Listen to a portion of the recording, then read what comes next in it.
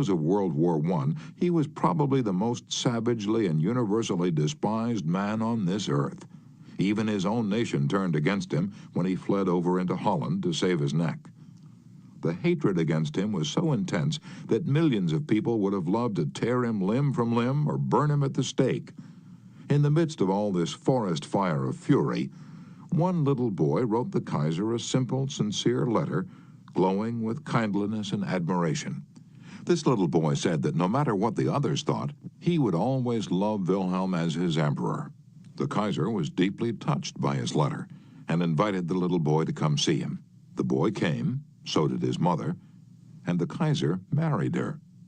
That little boy didn't need to read a book on how to win friends and influence people.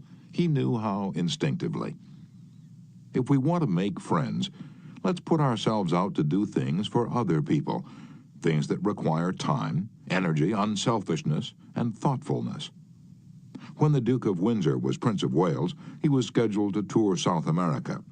And before he started out on that tour, he spent months studying Spanish so that he could make public talks in the language of the country, and the South Americans loved him for it.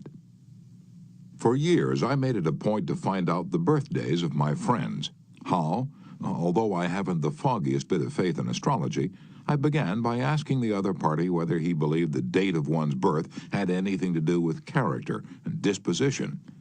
I then asked him or her to tell me the month and day of birth.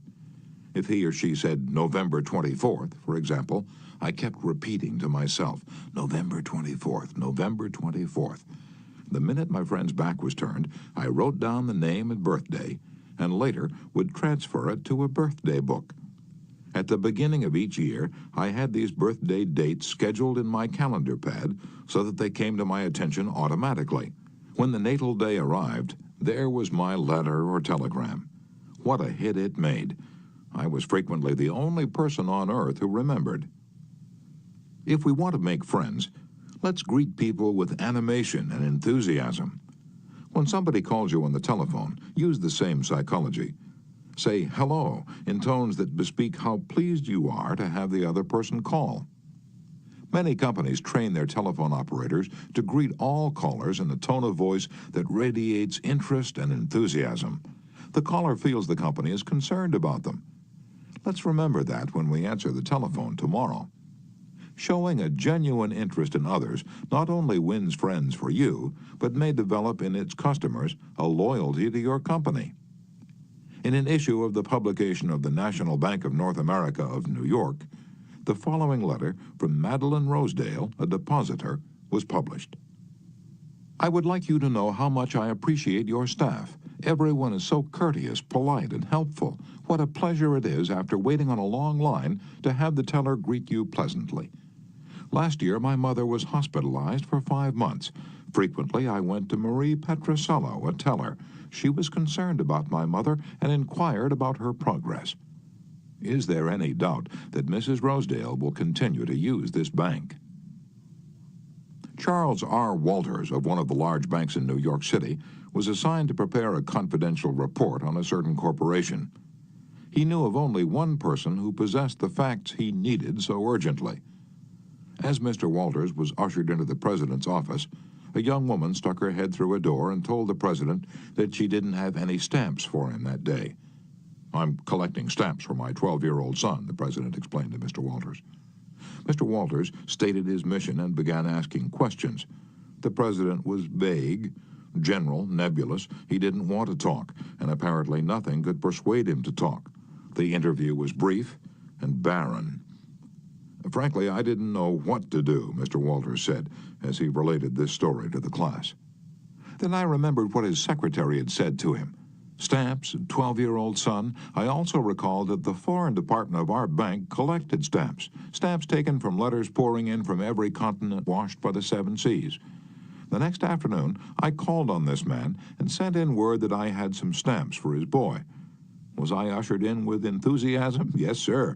He couldn't have shaken my hand with more enthusiasm if he'd been running for Congress. He radiated smiles and goodwill. "Oh, my George will love this one," he kept saying as he fondled the stamps. "Look at this. This is a treasure."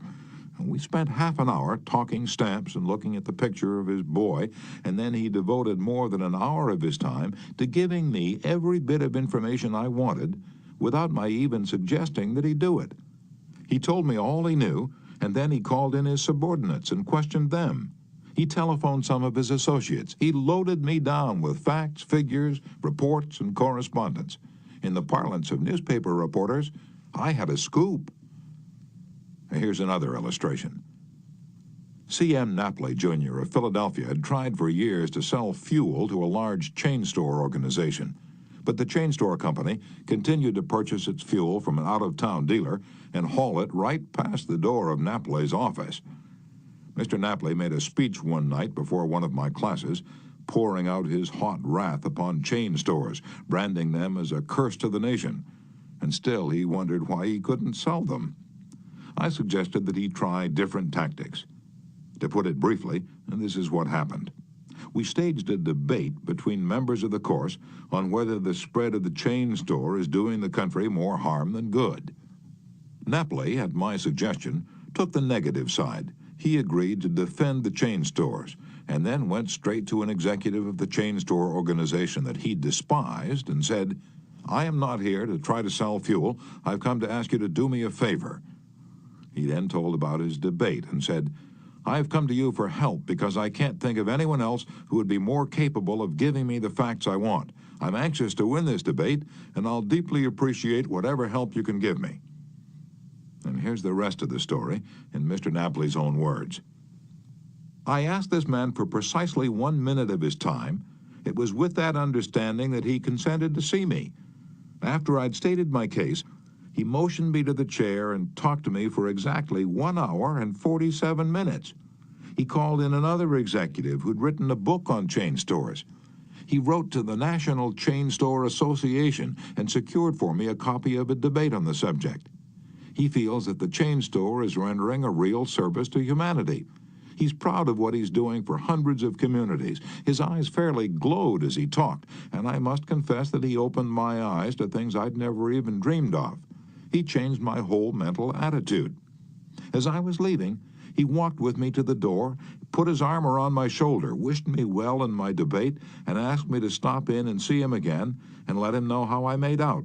The last words he said to me were, 'Please see me again later in the spring. I should like to place an order with you for fuel.' To me, that was almost a miracle. Here he was offering to buy fuel without my even suggesting it. I had made more headway in 2 hours by becoming genuinely interested in him and his problems than I could have made in 10 years trying to get him interested in me and my product." You didn't discover a new truth, Mr. Napoli. For a long time ago, 100 years before Christ was born, a famous old Roman poet, Publilius Cyrus, remarked, "We are interested in others when they are interested in us."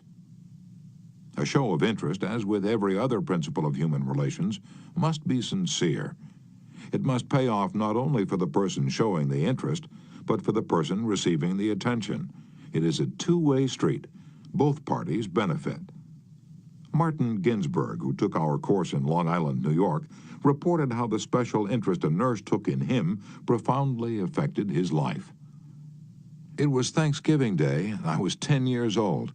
I was in a welfare ward of a city hospital and was scheduled to undergo major orthopedic surgery the next day. I knew that I could only look forward to months of confinement, convalescence, and pain. My father was dead. My mother and I lived alone in a small apartment.